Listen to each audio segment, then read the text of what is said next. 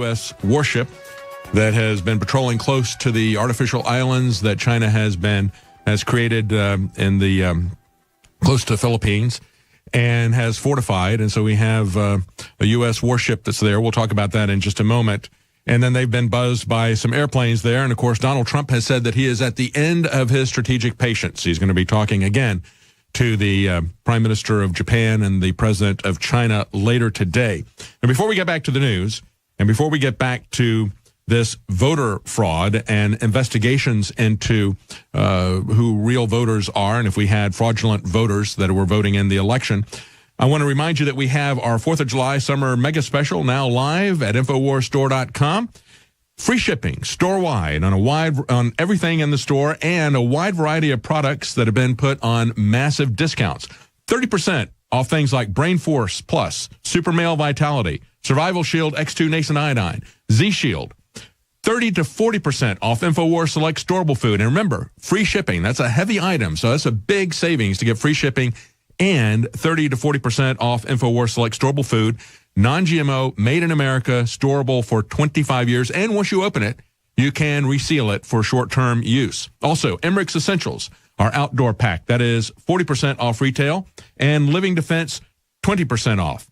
Remember, store-wide, free shipping on everything, massive discounts from 30 to 40% off selected products, all now part of our 4th of July summer mega special at InfoWarsStore.com. And we really do appreciate your support. That is how we fund our operation. You remember when Megyn Kelly was interviewing Alex Jones and J.P. Morgan pulled their support of NBC and so forth. You know, they're not going to, J.P. Morgan and other people that are involved with the Federal Reserve and Big Pharma, they're never going to support an independent operation like InfoWars. That's why we put together a win-win situation, or as Alex Jones puts it, a 360-win situation, offering you high-quality, natural products that really work, that are very effective at the very best price you're going to find anywhere.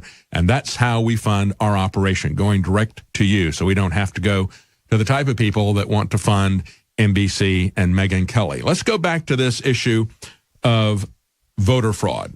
And as I point out before, remember, there's two things going on here. There's voting machine fraud, which they tried to imply by saying the Russians were hacking our election. They used that term, but then when you push them on it, they would deny and say, no, they didn't get into any voting machines, and they didn't touch any votes or anything like that. No, the hacking was because they were saying that they had released through WikiLeaks true information about Hillary Clinton that caused people to not want to vote for her. And that's really what happened, except that it wasn't a hack. It was people internal in the DNC, we believe, based on WikiLeaks, who they've told us the truth about all of this. And we've had multiple times that they've said it's not a state actor that turned this information over. We had another individual, a former UK ambassador, said, I came to the United States to get that information. I was handed it by a disgruntled Bernie Sanders supporter who knew that the DNC had hacked the election against Bernie Sanders. They had pulled every trick they could, colluded with the press, so forth and so on, to make sure that they got that. And then I believe, and we've got multiple evidence of it, the Democrats worked with the politicized Obama administration, the politicized intelligence and law enforcement agencies to collude with them, to collude with the press, to put out false information about Donald Trump, to spy on the Trump officials to see if they could get dirt on them, violating the law in the process. And this is not a supposition. This is something that came out of the FISA court. And they normally classify their decisions. And they released this decision to say that the NSA and the FBI had violated the law by spying on American citizens in America. Now you've got them saying, we want a reauthorization of the 702 part of the Patriot Act that allows us to collect information on people with a couple of different hops. And you got people like Lindsey Graham saying, but did you spy on me? How do I know if you spied on me? Will you tell me? And they said, no, we can't tell you, Senator. If we did that, we would have to violate your security or your privacy in order to tell you that we had violated your privacy. And it's almost like saying, well, if I told you, I'd have to kill you. If I told you that I'd spied on you, I'd have to kill your privacy.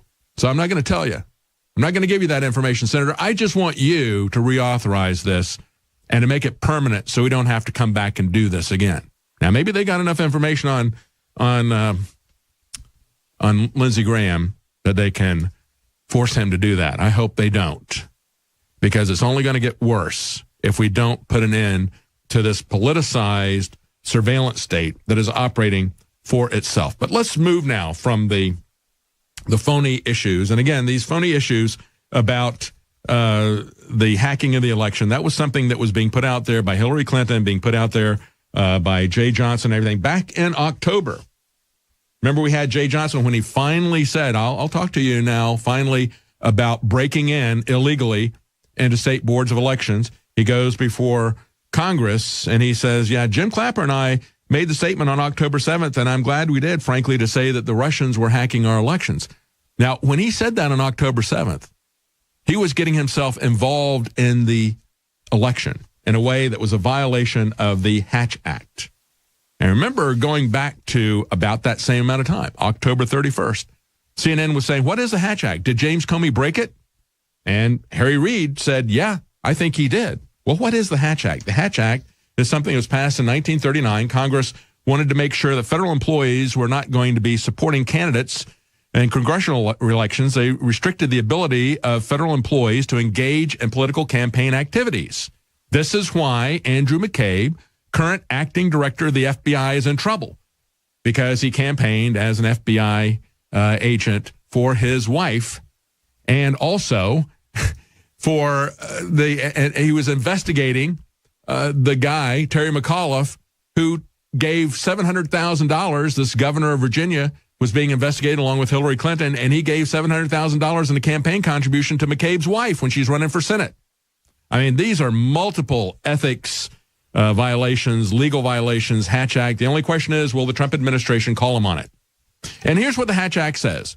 They cannot use their official authority or influence for the purpose of interfering with or affecting the result of an election.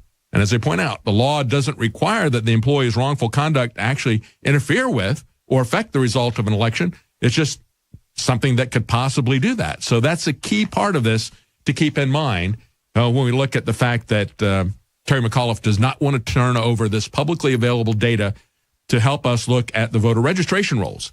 And that goes back to this story. Remember, this is something that goes back to November 14th. It was one of the earliest times that we talked about it. Report, 3 million votes cast in the presidential election by illegal aliens. And this was based on something, we didn't make this up at InfoWars. Mainstream media acted as if we did, but it came from Greg Phillips of votefraud.org. Yeah, what is Terry McAuliffe and these other Democrats trying to hide? We found out just on June 26th that we have a student who is heading to prison for registering dead voters for Democrats. When that information came out, Donald Trump Jr. tweeted, ding, ding, ding, look, we got one. I thought this didn't happen. This is a guy who was working for Harrisonburg Votes, and this was an organization that was affiliated with the Democrat Party. And I remember when this first happened, he's now pled guilty. He's going to go to jail for a prison sentence of 100 to 120 days. The reason this was discovered was because the person who was processing the information happened to recognize a couple of the names on the voter rolls, or people who had worked that had worked with in government who were deceased. I said, wait a minute, I know that guy. He's dead. Just like I said about my the friend of my brother-in-law's who went to vote, and they said in North Carolina, oh, I'm sorry, your dead mother has voted, and so have you, as a matter of fact. Well, this stuff doesn't happen, does it? Well, this guy's going to prison in Virginia, where Terry McAuliffe is governor.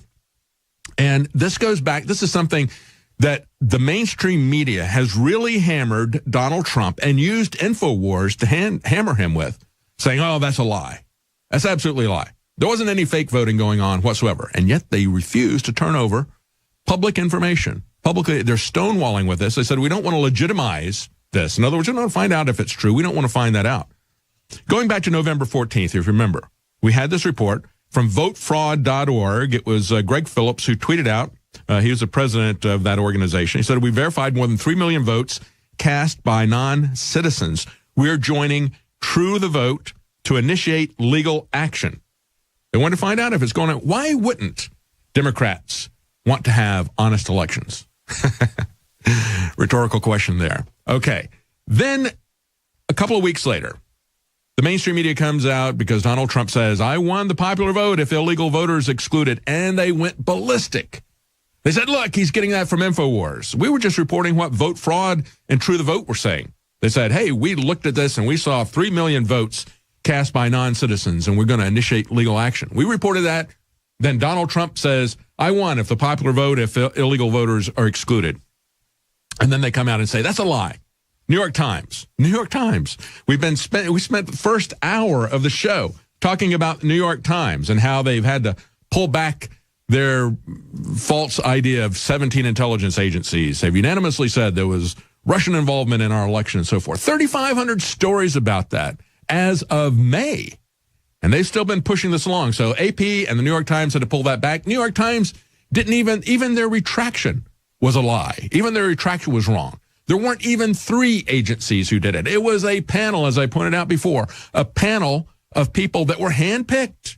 They present them with a report and then essentially defy them to object to it. And then when they don't object to it, then James Clapper says, well, that's it. We have a unanimous agreement here. And it's just the FBI, the CIA, and the NSA. So he speaks for all 17 agencies, and he's putting this out. This is the narrative that was started by Hillary Clinton back in the October debate that was mocked by WikiLeaks as being patently absurd. But that doesn't stop them. So the New York Times, who does that, the New York Times was called out as fake news for a story that they put out February the 14th.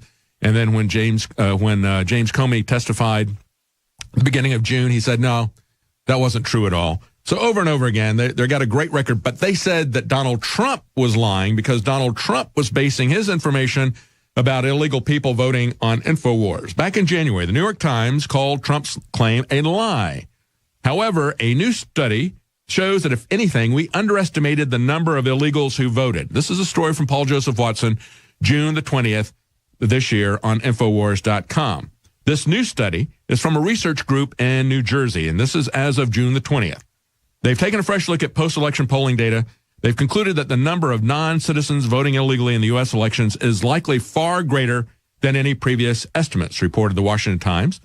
Just Facts president James D. Agresti and his team of researchers looked at data from Harvard and YouGov study, which includes a sample size of tens of thousands of voters, including non-citizens who admitted that they are not eligible to vote. By their own admission, they're saying they're not eligible to vote. This is a massive sample. It's put together by Harvard and YouGov. And then when we report that, we're the ones who are lying. No, I don't think so. They concluded that as many as 5.7 million illegals voted in 2008, a far higher figure than previously thought. In 2012, the figure was as high as 3.6 million. So now we want to know what really happened. Are your voter rolls clean? Or have you deliberately tried to corrupt the voter rolls so that people can go in and vote illegally, people who are not citizens? That's what the Democrats are stonewalling. Absolutely amazing. But Trump came out, and let's play this clip again. He said the fake media is trying to silence us. And quite frankly, so are these Democrat governors, these Democrats, Secretary of States. But we will not let them. Here's what Donald Trump had to say. The fake media is trying to silence us, but we will not let them.